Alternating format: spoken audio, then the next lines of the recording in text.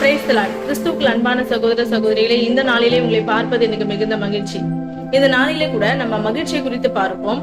நிறைய பேருடைய வாழ்க்கையில மகிழ்ச்சின்றது நிறைய பேருக்கு கிடைக்கல.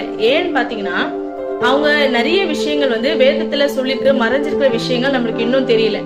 முதலாவது காரியத்தை பார்க்கும்போது நீதிமொழிகளின் புஸ்தகத்துல செம்மையான இருதயத்தாருக்கு மகிழ்ச்சி விதைக்கப்பட்டிருக்கிறது வாசிக்கிறோம். முதல்ல நம்மளுடைய இருதயம் ஆண்டவருக்கு முன்பாக செம்மையானதா இருக்கணும்.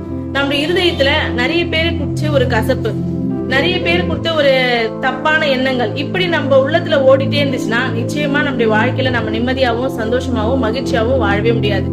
இது எல்லாத்தையும் தூக்கி போட்டு ஆண்டவர் பார்த்துக் கொள்வார் சொல்லிட்டு நம்முடைய இருதயத்தை நம்ம ஆண்டவருக்கு முன்பாக செம்மையானதா இருந்துச்சுன்னா நிச்சயமாகவே நம்முடைய வாழ்க்கையில மகிழ்ச்சி கண்டு வரும். அடுத்த காரியத்தை பார்க்கும்போது ஏசாயாவின் புத்தகம் 60ஆம் அதிகாரம் 1ஆம் வசனத்துல, எழும்பி பிரகாசி, உன் ஒளி வந்தது, கர்த்தருடைய மகிமை உன்மேல் உதித்தது என்று வாசிக்கிறோம். அதே அதிகாரத்துல 15வது வசனத்துல, கர்த்தர் உன்னை எப்படி வைப்பார்னா நித்திய மாற்றுமையாகவும் தலைமுறை தலைமுறையாய் இருக்கும் மகிழ்ச்சியாகவும் வைப்பேன். நம்ம ஆண்டவருக்காக எழும்பி பிரகாசிக்கும் பொழுது, ஆண்டவருக்காக ஏதோ ஒரு ஸ்டெப் நம்ம எடுக்கும் பொழுது நிச்சயமாக நம்முடைய தலைமுறைகளை ஆண்டவர் மகிழ்ச்சியாக வைப்பார்.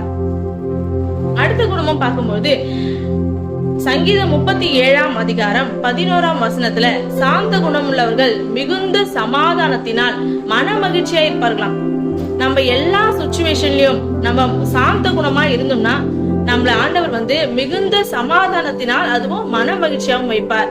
இந்த நாளிலே இந்த வீடியோ பார்த்து கொண்டிருக்கிற அன்பு சகோதர சகோதரிகளே, உங்களுடைய வாழ்க்கையில ஒரு மகிழ்ச்சி வேண்டுமானால் முதலாவது செம்மையான இருதயம் நமக்கு இருக்கணும். 2வது ஆண்டவருக்காக நம்ம எழும்பணும். 3வதாக சாந்த குணம் உள்ளவர்களா இருந்தால் நிச்சயமாகவே உங்களுடைய வாழ்க்கையிலும் ஆண்டவர் மகிழ்ச்சியை தருவார். கர்த்தர் தாமே இந்த வார்த்தையை ஆசீர்வதிப்பாராக. ஆமேன்.